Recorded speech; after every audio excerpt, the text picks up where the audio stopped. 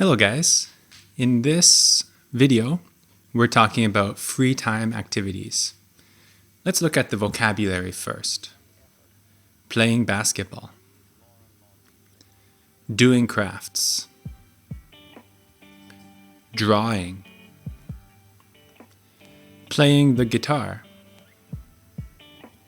watching series, cooking, hiking, playing video games, reading books. So you can use this vocabulary,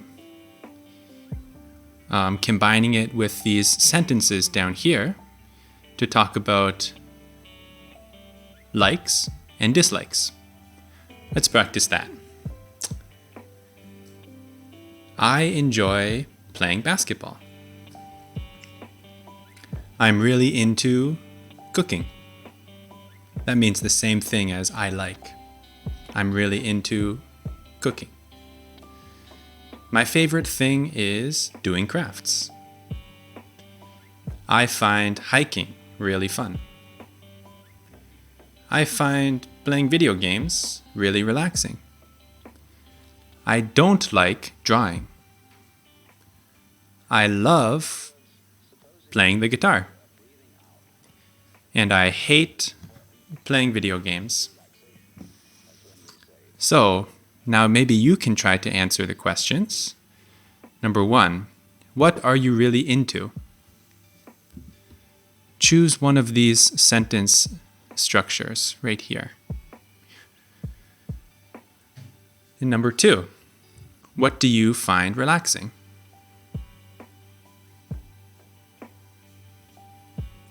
Number 3, what do you hate doing? Number 4, what do you like doing on the weekends?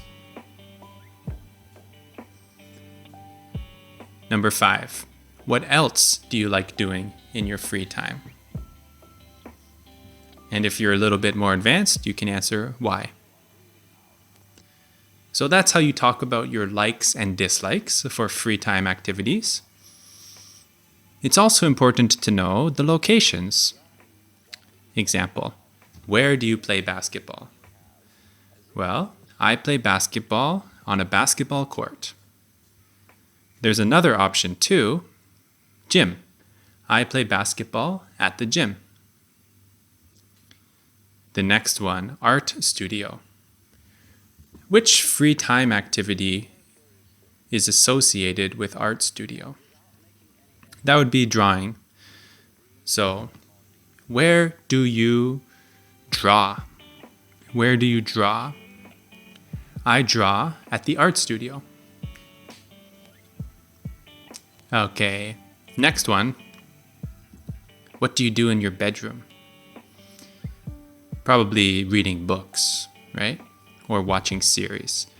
So, where do you watch series? I watch series in my bedroom. So now the preposition is no longer at, it's in my bedroom. Music studio. Where do you play the guitar? I play the guitar at the music studio. Now living room. Where do you play video games? I play video games in my living room. For living room and bedroom and all the rooms of a house, we use the preposition in. In my bedroom, in my living room, in my kitchen. Where do you cook? I cook in my kitchen. And forest. Where do you hike? I hike in the forest. The forest is like a room. So I hike in the forest. Couch, sofa.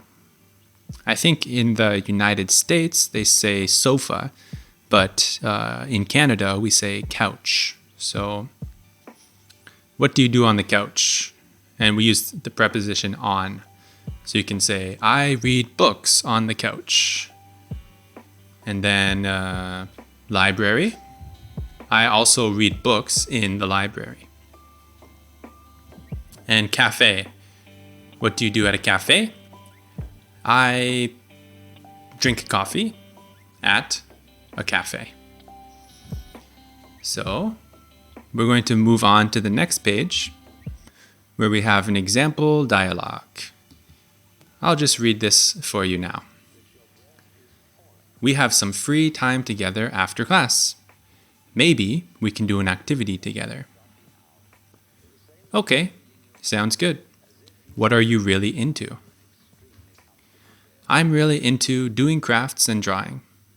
What do you find relaxing? Oh, okay. I find playing the guitar and hiking really relaxing. Maybe we can do crafts and then go for a hike. Okay, sure. Are you busy this weekend? What do you like doing on the weekends? My favorite thing to do on the weekends is cooking. I enjoy making a nice dinner. That's really cool. I like cooking too. However, I don't like reading books. Do you read books? What else do you like doing in your free time? I find watching series really fun. Oh, I love watching series. We can do lots of things together. Yes, that's right. Let's go do a craft and then go hiking. So this is a fairly realistic dialogue where we have two people talking about what they like to do. On the bottom, there are idioms. So native speakers use idioms all the time. And idioms are expressions that can't really be understood just by their words. They have a meaning that is beyond the words. So for example, shoot some hoops. That just means play basketball. So people say, let's go shoot hoops after school. Catch a flick. That means watch a movie. Let's catch a flick after we have dinner tonight. And I wrote A at the end because Canadians often say A at the end of a sentence. So we could say, let's catch a flick after we have dinner tonight, eh?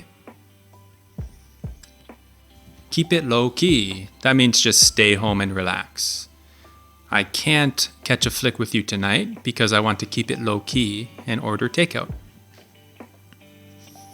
So those are some useful idioms to help you describe activities. Next part.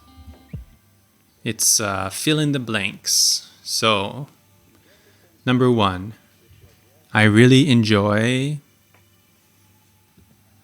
on the court at the park. Number 1 is playing basketball.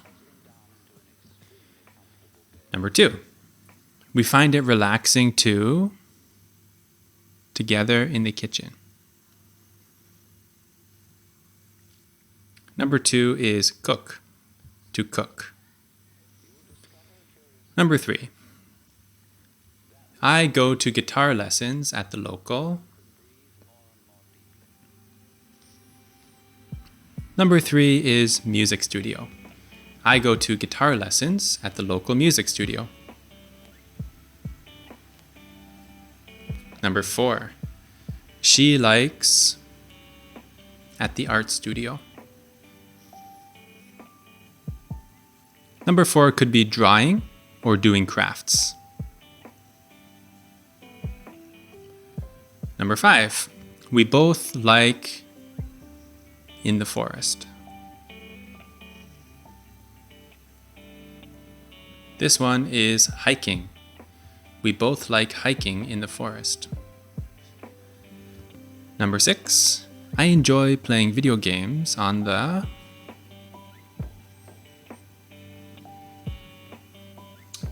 couch or sofa. I enjoy playing video games on the couch.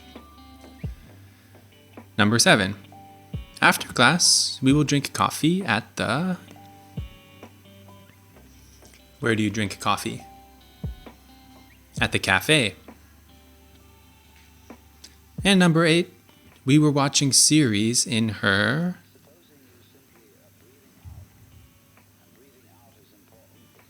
bedroom. We were watching series in her bedroom. So if you put all of this together, you should be able to talk for a whole paragraph or write a whole paragraph describing your free time activities. So here's an example. I'm going to read this for you. Hey, my name is Daniel. I want to tell you about my favorite hobbies and free time activities. I'm really into doing crafts because they are relaxing and compelling. I do not like playing video games because I find them distracting and stressful. I hate cooking because I never learned any kitchen skills. My favorite thing to do on the weekends is draw. When I was younger, I took drawing lessons at the local art studio. So I have always had a passion for drawing. In terms of sports, I enjoy playing basketball at the court in the park. I often meet my friends at the court and play basketball with them. Sometimes, when I did not have homework, I like to relax on my sofa and watch series.